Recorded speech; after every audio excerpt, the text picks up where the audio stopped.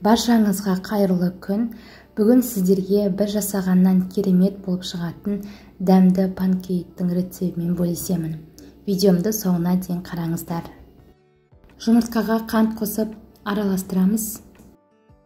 Содан соң сүт құйып, тағы да жақсылап араластырамыз. Ұнымызға қопсытқыш қосып былғаймыз. Ұнымызды кішкентайдан қосып араластырамыз. Барлық ұнымызды қостық, енді ерітілген сары май қосып жақсылап араластырамыз. Біздің қамырымыз дайын, осындай консистенция болып шығады. Енді қызып тұрған табаға пісіріп аламыз. Табамыз құрғақ, қызып тұру керек. Кішкентай мөлшерден құйып пісіріп аламыз. Панкейктің бетінде осындай тесіктер пайда болады. Бұл екінші жағына аудару керек деген. Осылай барлық панкейктерімізді орташа отта пісіріп алатын боламыз.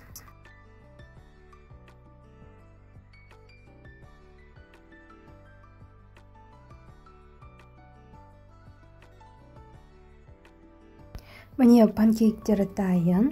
Осындай жұмсақ болып пісті. Менің рецептім ұнаса, маған тіркеліп кетуді ұмытпаңыз.